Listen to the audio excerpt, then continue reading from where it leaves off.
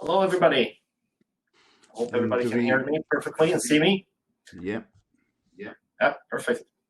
So hi there, everybody. My name is Marcin Szymanski. I'm the CSO of XM Reality. Been with the company a couple of years, but I have a long history in technology, digital platforms, etc. So I've worked as both developer, consultant, project lead, and sales officer for many big ERP systems. So I have a broad spectrum of implementing new digital platforms, technologies, etc.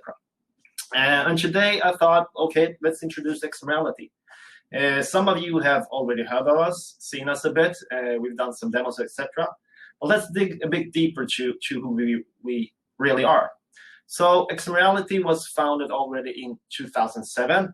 And to be honest, even earlier than that. So the first version of our augmented reality solution, the Hands Overlay, which most of you've seen a bit of, was already produced the first time in 1987 by our founders. So from that spectrum, we used to say that if we're not the oldest company in the world doing AR, we for sure are one of the oldest ones there. So we've been working with this for a long time and have a military background from the beginning.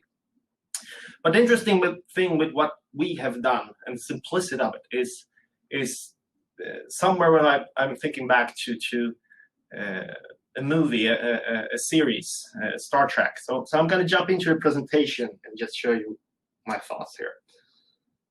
So let's see, screen.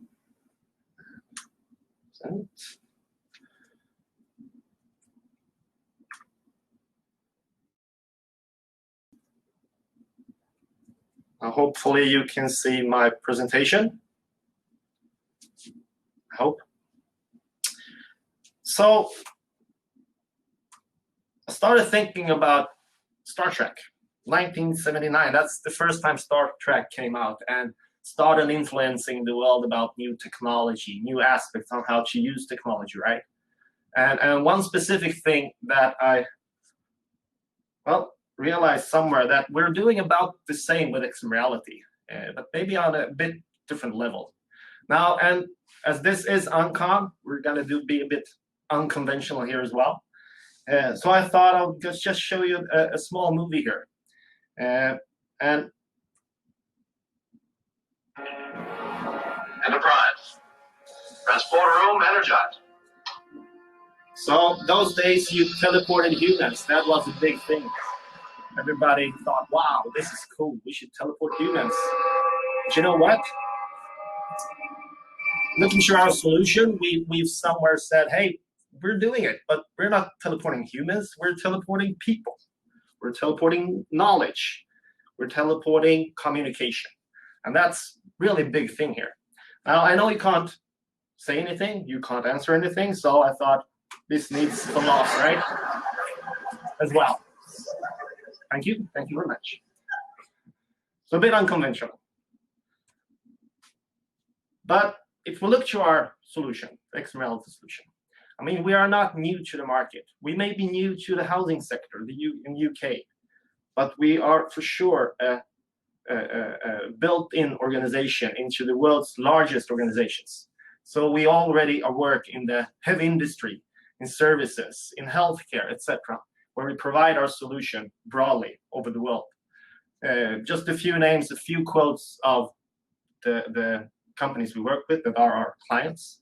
And right now we have about 70 of these huge corporations out there. And I want to show this because this is somewhere to ensure that our solution works.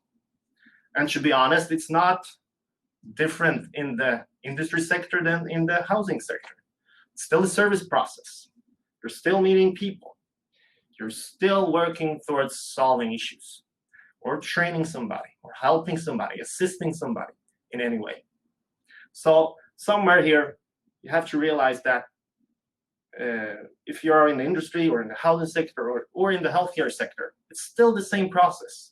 Why I think showing off and talking about these companies and what they've done with the solution, how they rolled out and built that service aspect is crucial for entering the UK housing market as well.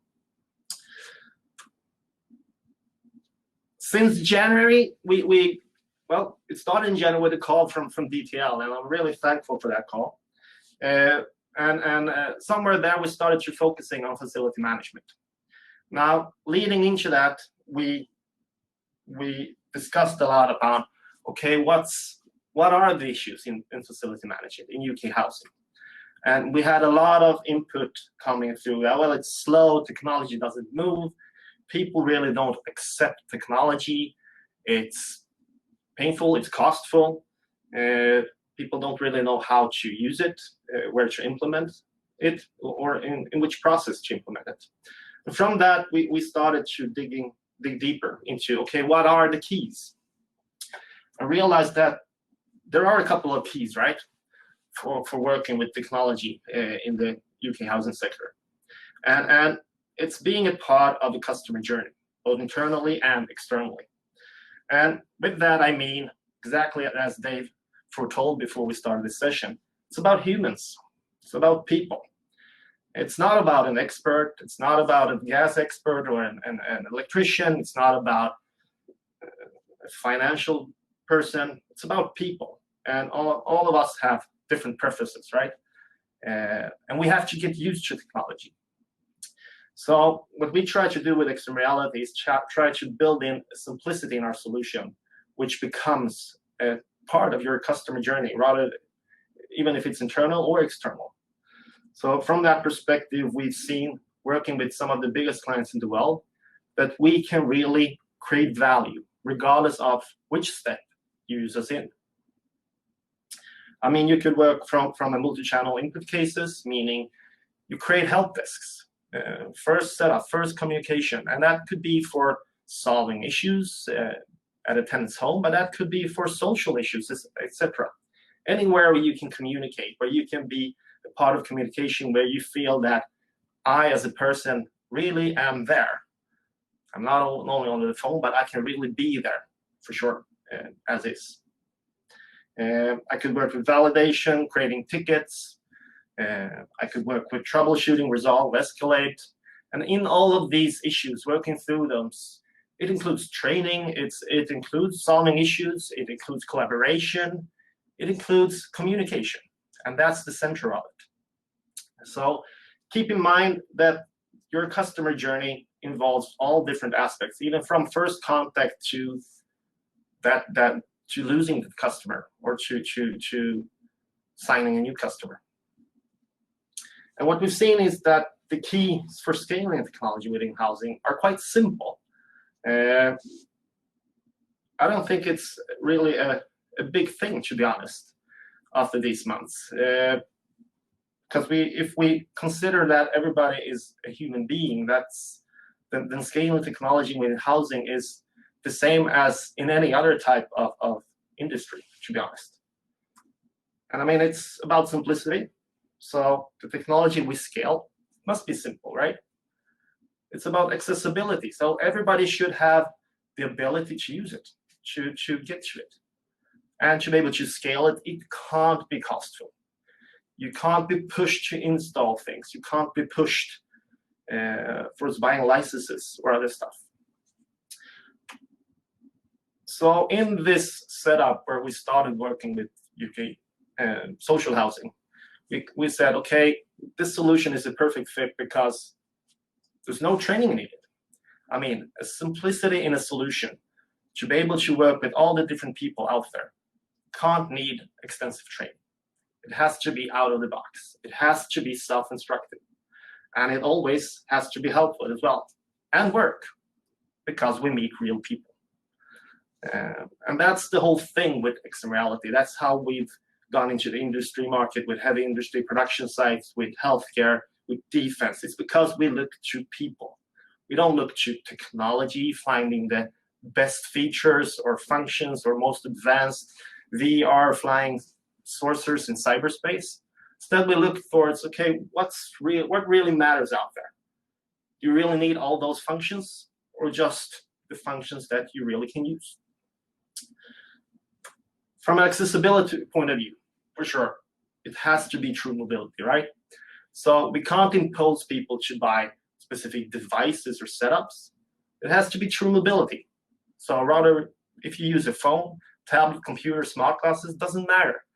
You should always be able to use any type of device that you have. I mean, you should be buoyed. Bring your own device. Not forced to invest in costful hardware anywhere. And of course, it should be platform independent. And I'll say not like Apple, for an example, not forcing people into one silo. I mean, we should be able to work with everybody and open the platform so that anybody, anywhere, anytime can use this. And from a housing perspective, I mean, it's about communicating, right? So trying to synchronize all the different roles you can find in UK housing, making those communicate, collaborate together. Now, if we can give you a platform where this is done simply, without craving training, installation, instructions, etc., you can just jump in, run it, discuss, collaborate directly, right? From a scalability point of view, we've already been there. So no installations. You don't need a license. As a person being guided, I don't need to install anything. I don't need to buy a license. I don't need to download anything. I don't need any training either. It's self-instructed. I'm not forced to buy AR-kit phones. I can use old phones, Samsung S5 for an example, and it still should work. That's the point of it, because people out there don't have the technology input as we have that work with it. They don't have the hardware. In social housing especially, they don't have the financing to be able to buy these type of things. And that's why we have to build technology that could be applied to anybody out there, regardless of what their status is in the society. And of course, it should work on any type of connectivity.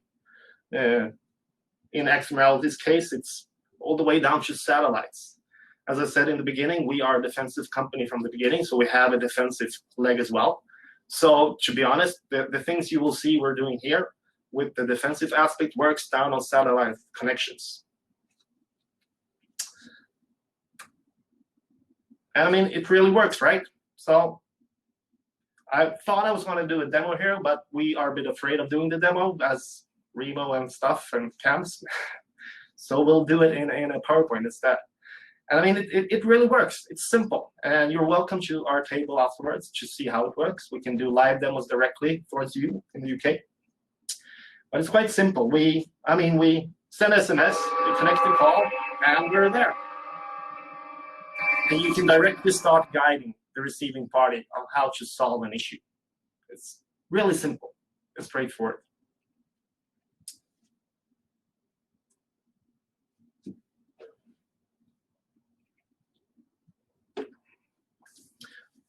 So looking to our solution, we've tried to see to the peers out there, and we talked a lot to the people using it. I mean, what type of functionality is needed? Everybody likes to see those wow videos of flying saucers, etc. But to be honest, it's not what you need, right? You need functionality to support anybody, anywhere, anytime, and that's the crucial aspect of it. From that perspective, we've done a lot of research. You can find all our research on our homepage as well and read through those.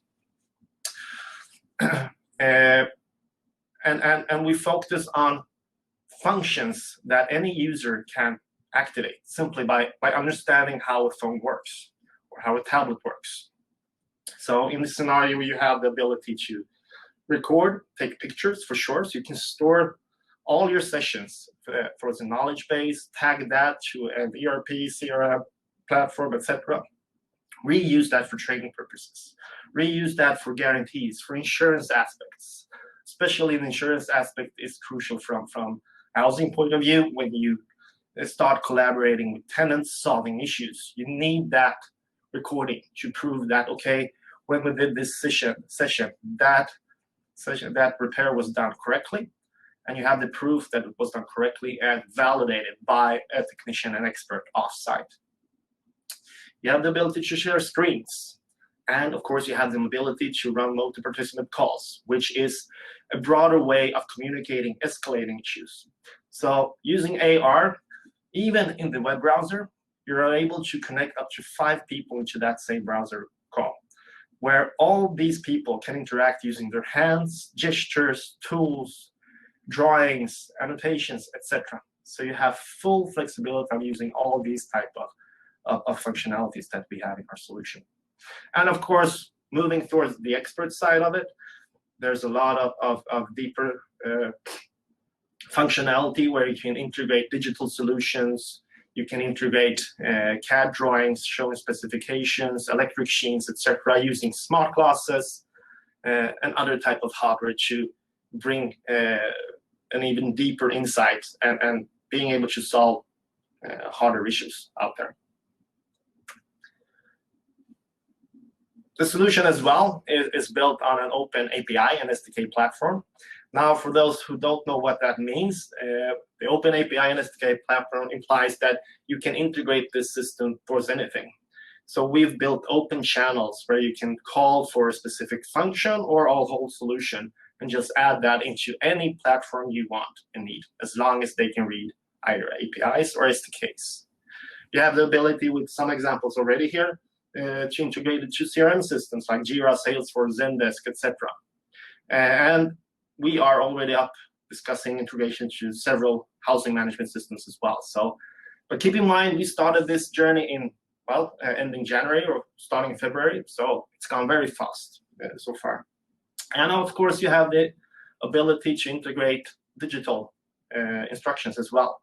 So you can combine the real world aspect with digital instructions, bringing a lot more information out there to the end user.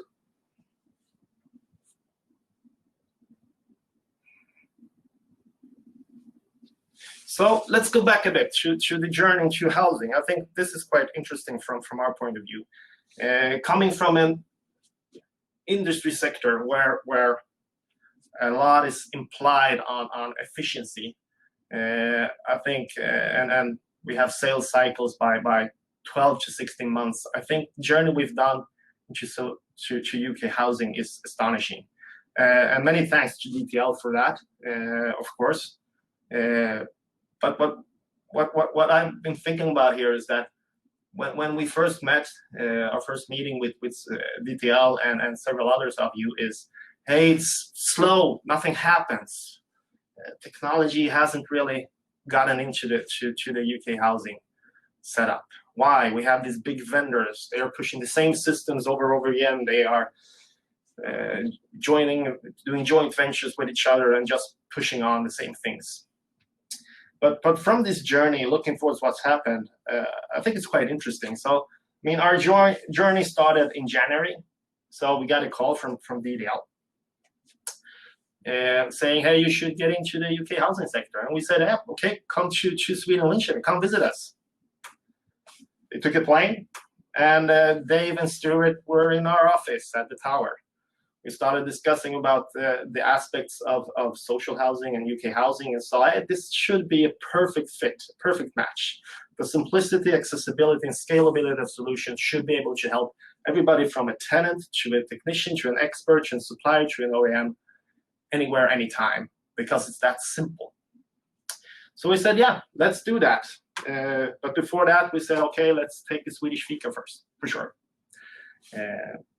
Had to see if Dave and Stuart were really real. So I must say they were. So March, we went into the housing technology event in Fame. So we got invited there by Stuart and David. And I went there, not having one single booth or anything, just roaming around the room. And I must say it was really interesting seeing how, especially, seems like everybody knows everybody in the housing sector. So everybody has a relationship of some kind, but really seeing the openness of the housing sector. So in those 2 days, I counted 41 demos. That's a lot. But it also shows how interested people are in new solutions. Nice picture there, Dave. And from that housing technology aspect, we met with Gary from Kingdom Housing. So I met Gary on site on the housing event, and then we went out for a beer and already then Gary saw that, said, "Hey, this is a great solution. Let's start. Let's try this and somehow." You know what? We did. and it ended up with success, which we will dig deeper in on the next slide. But I mean, if we look to this journey, in 4 months, we've managed to get into the UK housing sector. We've managed to grow both our business and the knowledge about XMReality, the potential of using hands overlay, using offsite instructions, guiding people, not experts, not technicians, not OEMs, not tenants, but people. That's the crucial aspect of it. I mean, and since then, in February, right now we have 9 UK housing associations running or trialing us. I mean, that's a lot in 4 months. That's a great coverage, I would say. If we are picked up and pushed by 14 plus articles, and I think one of them is really cool, saying this is the new service era of social housing. Really interesting as well. Of course, we have several housing systems looking to integrating this. So we are building an ecosystem, quite wild, broad ecosystem as well. And I mean, we have a great success case with Kingdom Housing Association, where I think Gary will jump in now and give you some business cases and describe what we've done, how we've done it, and why we are doing it. Thanks, Martin. So Gary, I'll leave you. Martin. Cheers. Like Dave, I'm Scottish, so we'll try and speak a little bit slower. In terms of our strategy, our digital strategy, we always start with a blank canvas. We'll just wait for Martin to.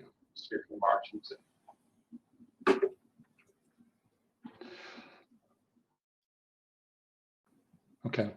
Yeah. In terms of our strategy, we have a blank canvas. So in terms of the approach that we have, we're always looking for new products, and we've done a lot of new products during lockdown as well. So certainly XMReality is a good fit for us. After the housing conference in March, I returned to the office and I demoed the system to our inspectors and our customer contact team. The whole time frame for that, the conference is the 4th or 5th of March. I came back into work on the 9th of March to demo it to the teams. Our first inspector was trained on the 19th, and on the 25th of March, we used it for the first time. That was obviously remote. That was basically an inspector in his own house. We always find it's important to get staff involved early in technology. And to be honest, most of them were freaked out with this. So when we gave them a bit of demo, they couldn't believe it, but they could also see the importance of it. So we initially put some controls in place for our customer contact team to look at repair jobs that were coming in, and to make sure that we were putting health and safety controls in as well. So we weren't asking customers to find a hammer or a saw. We're trying to do some simple work. In terms of the first actual case that we had, it was a plumbing case. Someone who couldn't get their washing machine working. Inspector was at home, sorted things out with the customer, and the customer was delighted. Since then, we've used it for some other stuff. So we use it for smoke alarm testing. Again, there's probably lots of different user cases that you can use it for. We have also used it within our IT and digital section. So for care and repair, we've got a care and repair service for elderly clients. So they were moving back from hospital back home. The process that's involved is driven by local authorities, so there's lots of paper involved. So we did deploy a printer to some staff, and we were able to, through XMReality, help those users set them up. In terms of other cases that we can use this for, we see a number of things. So in terms of trainees, where they've normally got a more experienced operative with them, obviously they could do some jobs on their own and just get that help remotely. We've looked at it as well for new properties, so people moving into new properties, can we help them out with things like heating controls? And I'm sure there's lots more, and certainly in my role, I don't know everything that is done in repairs, and it's up to I guess we push that out to the teams, and they will actually see different ways of working. In terms of actually the product itself and getting people trained, we actually have an in-house digital trainer. So he basically did all the training for our operatives, which is fairly quick, kind of 20 minutes to cover it basically. And in terms of benefits, you've got customer satisfaction because there's a first-time response, or you're quicker to respond to things.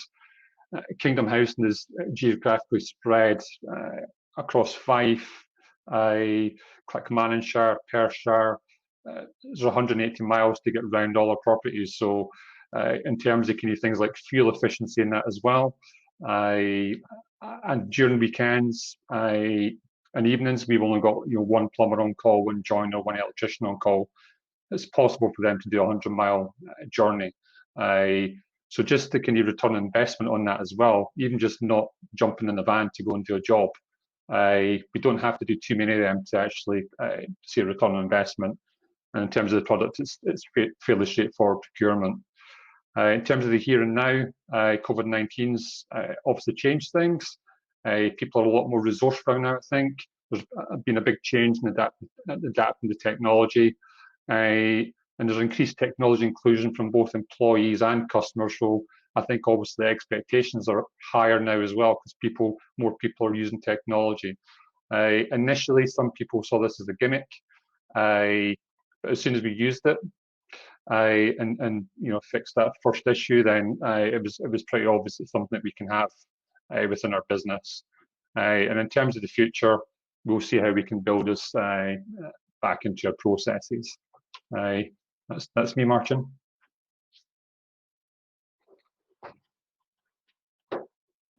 Thank you very much, Gary.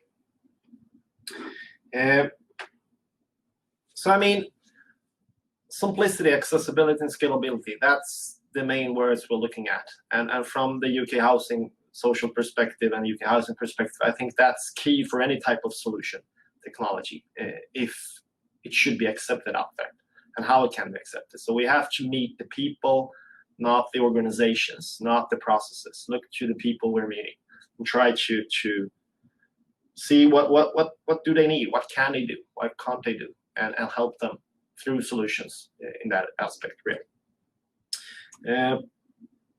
And to be honest, that's it for me. I thought let's leave it there. You're welcome over to the XMReality table to get a demo, to discuss more after the ending here as well. You have the possibility to get started for free as well. So we have a 60-day trial open. So if you just click on that, you can download, send the web links, calling people, trialing it. And of course, you're welcome to connecting to me as well if you need further assistance, questions, or looking through it towards a larger rollout as well. Thanks, Martin, and thanks, Gary. Gary joked about his drummer timing there when he came in too early, but he's a better drummer than he is PowerPoint presenter. What I would say is there's a couple of questions, some really good questions, and there's a bit of an echo, Martin. I think it's just because of the speaker on your side, but the number one question seems to be, and I think it was Ryan that said he's looking forward to somebody answering this. What is the number one challenge in selling to the social housing sector? For us, to be honest, it's change management. Okay. So it's all about change management within the housing associations. The same goes for the solution providers, the housing management systems, because implementing a solution like ours craves that you redo your processes. Okay, you need to build a help desk. Somebody really needs to answer that call. How do you do that? Who's second in line? How do you build that communication process? Who should take what calls? Can the first line help desk do some repairs together with the tenant, for an example, already? Could you educate them a bit higher? And in that way, you get more time for your experts, etc. So, but from the long run and from the run we've done so far, it's all about change management, because what I've heard and seen so far from the feedback we've got from associations regarding the tenants, they really like it. Yeah. It's simple, it's fast. They can solve a lot of small things without having to be frustrated by waiting for people in a day or two. So they can solve things hands-on by being guided. We mentioned it yesterday, Marsan, and Gary might come in this one in a second. One of the challenges we have in social housing is that when it's too good to be true, people are very skeptical. And your strapline seems to be, it came up a few times. And I remember all those months ago now in Sweden, you mentioned it really works. Now, we have seen it really works. Gary has seen it really works. And maybe some of the demos you've done and the other customers around the world know it really works. However, I mean, we can add to there, I didn't have it in my slide, but yeah. I don't know this year's numbers yet. Last year, we had 100% connectivity on our calls. Okay. There's not a telephone company in the world that has that. Yeah. But we had it. Yeah. So it works. It does. It really works. The next question. Sorry, Gary, I don't know if you wanted to comment on that one. I mean, because you have obviously adopted it. You might want to unmute and answer that. Yeah, so certainly for us in terms of procurement, I think there's always products where you've just got to go for it. So there's it's a fairly straightforward product. You don't have to do testing for months on end. We weren't sure about how many cases we would get, but you just sometimes need to feel your way through software and not be too hung up about you must have 100% processes in place. Yeah.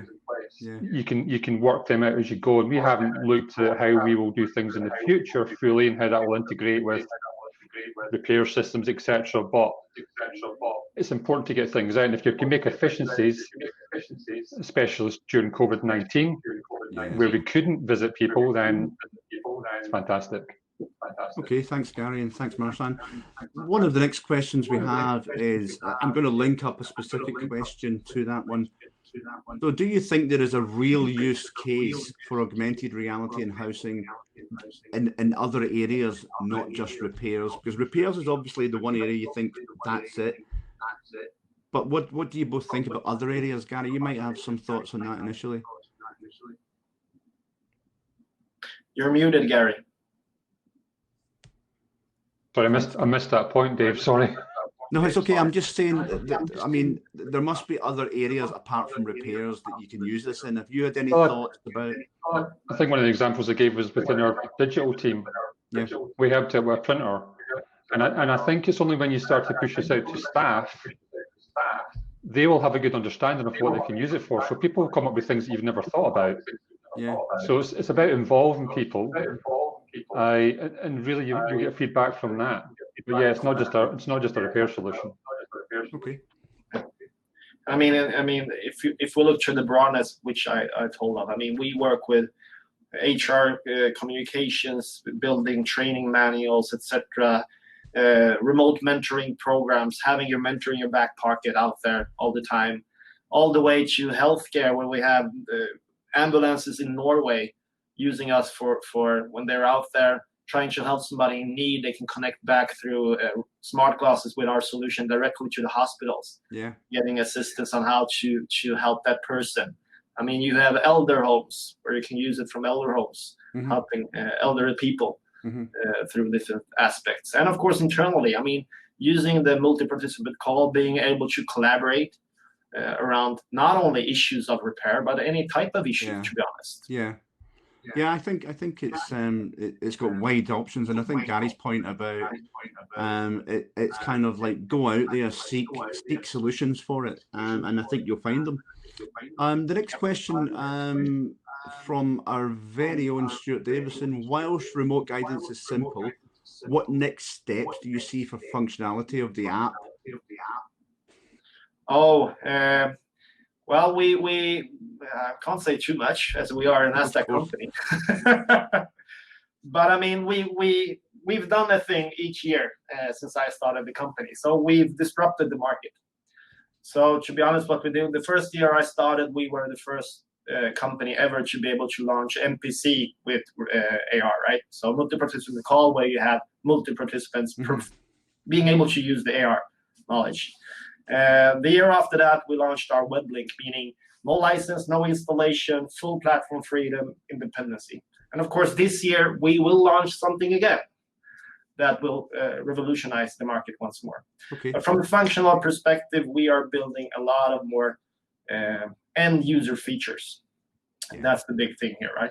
Okay. Simplifying and building more end user features, as well as building these plugins towards social housing systems and other type of systems. Yeah.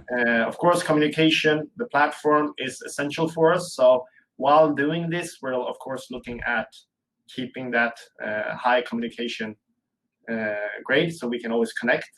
And what we will launch during this year, and that I can foretell, is Hands Overlay 2.0. So the next era of Hands Overlay usage, Okay. which will be awesome. Well, I know, and for everyone's benefit, XM Reality are a NASDAQ listed company, so there's certain rules applied to that important fact that you cannot announce too much. So thanks for that sneak preview, Marsan. There's loads of questions coming in at the last minute, but we've got time. Somebody has asked, what was the tenant experience like, Gary? So the initial tenant experience, the tenant was delighted because they were in a situation where we couldn't really go to we could have entered their home, but it was more able to get an inspector there. I guess in terms of an appointment, you're far more flexible with what you can do because you don't have to jump in a van or a car and actually try and fit that into other appointments. Okay. So certainly, I think the initial experience has been really good. We haven't had, or I haven't had feedback yet on similar cases that we've had with the smoke alarms, etc. But certainly, the initial one was really good. Okay, thanks, Gary. The next question, so from Simon Ray at Rubik's. I'm just jumping all over the questions here, guys. Super clever tech, it says. What sort of callouts has it removed in real life scenarios?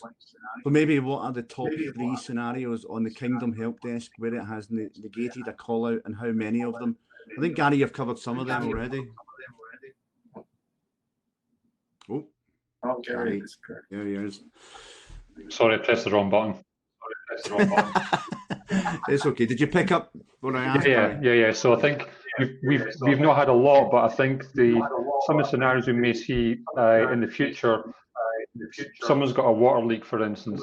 Is there something that we can do to actually turn their water off and help them do that before we even visit? I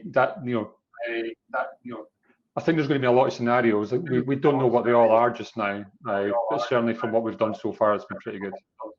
All my years in housing, the one area that costs associations, landlords, councils a lot of problems, as you'll all know, is wasted time.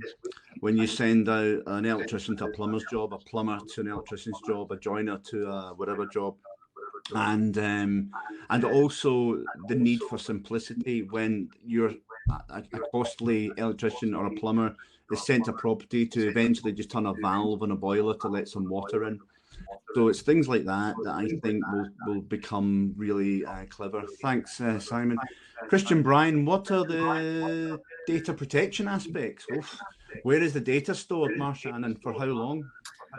Well, it's stored anywhere you want, so we don't store any data. That's the thing of it, right? Okay. That's why we have we come from the defense sector.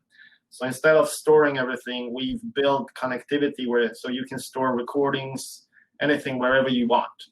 Yeah. So you can do VPN connectivity, secure ones, and store that towards cloud storage or VPN towards an FTP or directly towards the housing management system, work order system, an FSM system, EAM, anywhere you want. So the only thing we store in our solution is the email address, which is the account name. So you connect through email addresses. And that's the only aspect of it. Well, so I guess from that scenario, we don't impose on GDPR at all. Right. So you've answered the next question. Christian obviously started asking questions as he got on, which is fantastic. Christian, thanks. That next question from Christian, for everyone's benefit, was how do you manage the GDPR issues in terms of recording video in tenants' homes? So I think you answered that one, but that would be up to the housing landlord to deal with the GDPR issues there. not. Yeah, for sure. I mean, from a recording perspective, when you start recording, you can give a notification where the end user or the person being recorded has to accept, right, the terms and conditions of the recording, etc. So we have that type of functionality, but the recording itself, you decide where you want to store it.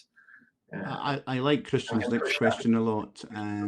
This is my area of kind of thinking expertise. Also, are the APIs, are there, I think it's meant to be APIs so we can integrate into our housing management system? Yeah, I mean, we have full coverage. So it's an open API platform and SDK platform. So the APIs are of course, there you work on a client and server side API. So you can attach our software to any type of software out there as long as they can use those. The SDK is a full bundle, right? So we can have an example. Hexagon, everybody knows the company Hexagon. Yeah. So they are building a large AR platform, have done for years now. So instead of building their own solutions, they use best-of-breed products. So they've bought our SDK, and in that way they can bundle it together with any type of software they have, and it looks exactly as it's their software. And of course, you can brand the solution as well if you want to integrate that and show something else. Okay, thank you. There's a question here from Scott Crowley. Some other incumbent repair solution providers have some AR functionality. How do you see their capabilities in comparison to XM Reality? Well, nobody is even close to us, I would say. Okay. To be honest, I mean, there's nobody that can perform the hands overlay in that aspect, which we are doing, right? Okay. Patented as well. So of course there are other solutions where you can draw and where you can use pointers, etc. But what you miss and what we couldn't do here with the demo, right, is, I mean, you can draw things, you can speak, describe things, you can show with a pointer, etc. But really showing somebody, taking a spare part on the video and show, hey, you have to move it that way, just that far, not further. Stop there. You have to turn it that much or connect these cables. In that way, you bridge both geographic aspects and, of course, language barriers. Because, to be honest, you don't have to speak the same language. And if you look to the UK social housing aspect, which I've seen happen now, is you don't speak the same language because the expert does not speak the same language as the tenant. They don't understand each other. But being able to show something with your hands exactly how it's done, that gives you some good points there. One of the things I think is always important to look at in these solutions is simplicity, and I think the simplicity is certainly there. I have got another question here. This is a cracking one, and I know you have to be careful what you say, and I know you've been looking at this. Are any housing management system suppliers expressing interest in working with you? A lot. I mean, I can't say any names, but for sure we have more than a handful in discussions. I can mention that. Thank you. I think that's important. I would say everybody sees the aspect of getting this online, right? But that's where we have the issue of change management, to be honest. How do you push it? Okay, and I think we'll see news about that over the years, certainly, because as we'll talk about later in the day with Aidan, and housing management system suppliers still have a key part to play in our sector. They provide by far the most solutions out there. Whether you agree they're the best thing or not, we'll talk about that. So that'll be an interesting one to talk about. Bear this type of technology in mind, because you need to work it all together holistically as some kind of architecture. Somebody has asked, how quickly can you implement the solution? Depends on your connectivity, but the app takes around 30 seconds to download, and then you log on, you're up and running. Well, there you go. Easy. Yeah, I mean, we're used to in the sector for a lot of people of implementations running into years for housing management systems, and then comes along somebody that says they can do it in seconds or minutes. They kind of think, I'm not so sure, but I've seen it work. It does work in minutes. I think the thing to add to that, Dave, is it's probably you've still got to train people, which doesn't take long, but also within your customer contact team, you know, for them to have a look at the jobs that's coming in and say, actually, we think that can go through instead with the XM Reality. Yeah. You've got those because it doesn't take long. Very intuitive, Gary, I think, from what I've seen of it when Marshan demonstrated it, and it's very intuitive. There's another question there. MS Dynamics certainly seems fashionable to skin over the traditional HMS with CRM, etc. Is this the best way? And are we then at the mercy of Microsoft? I'm not sure how that applies to AR, but no, I get it. Yeah. AR. From my perspective, I have a history in systems, right? To be honest, I worked 14 years implementing everything from SAP, Microsoft to Movex to M3 to Jeeves. I've done it all. So from that perspective, I could say, don't ever buy one system vendor. That's my view on it. You want a database. You want a database logic that is advanced, but the functionality and the technology connected to that should be best of breed. If you start imposing and rolling one structure, you will get caught, it will get expensive, and you will have to put a lot of money into consultancy, I would say. Okay, thank you. The last question was from myself. Marshan, you said it was slow in social housing. There's a long lead there, isn't there, compared to what you're normally used to. Somebody got rid of my question there. I can't remember it now. That was probably Stuart in the background. Why? What could we do to speed that up? Why is it so slow?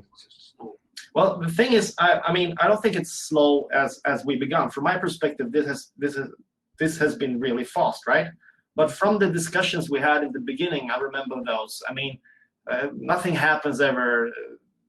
All the vendors, the suppliers, they have the same things, no new technologies, etc. And I think the difference here is why we've managed to scale as fast as we've done in like 4 or 5 months. It's about simplicity, right? It's about not discussing revenue, not discussing process, backend, etc. It's about meeting people. So driving that simplicity in technology, I think that's key, regardless of what type of technology you are, to be able to get into the sector. And I think also somewhere, in my opinion at least, it seems like the sector is a bit, how do you say in English? Amazing. They're a bit bored of the big companies, right? They want something new. Everybody wants something new, right? But as you said before, they are a bit afraid because they're stepping out of that secure realm, which has been in social housing for quite a while. That's the same for industries. The industry had that problem like 5 years ago, somewhere like that, where all the big ERPs had everything, right? There's been a conversion there. Right now, the big ERPs are building the databases, and companies are attaching best-of-breed products to that instead. So they've come out of that late, but it takes some time to get used to that. And you can't be afraid of it. You have to just try. Yeah. And I think Gary's a testament of doing that. It's not been done in the Q&A, but Hannah Meir has made a point. If we consider our central services, this would be very helpful for IT support teams. Gary, you hinted at that, to use with our team members who need device-specific support on mobile devices in addition to tenant-related support. That's an excellent point, because this isn't just about out the way, it's in the way as well, isn't it? You can use it in your own internal organisation. Gary, you're doing that, aren't you? Well, it probably depends what you type of devices, because you may find a lot of devices have got mobile device management on them, which we can control our Chrome devices that way. But yeah, it's a valid point. Again, if you don't have that type of software, then you could easily do that. Yeah, brilliant. Thanks, Hannah. Simon Ray has asked, Gary, are you sitting on a plank of wood? That looks very trendy. And the final question is, are you sponsored by Gantt, Marshan? Oh, no, I'm heading out to the midsummer party after, so. Good. Well, listen, Simon wants one, Gary. I think you should message Simon, tell him where you got your lovely chair.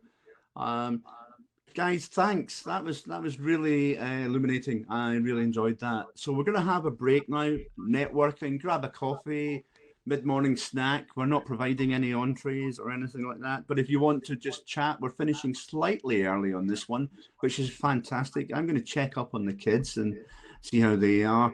We've then got the next one with Simon from Rubik's at 12:15. So we'll do some notifications to say get ready for that. But for now, thank you, Marshan. Thank you, Gary. And we'll talk to everyone soon enough. Thank you. Take care. Thank you.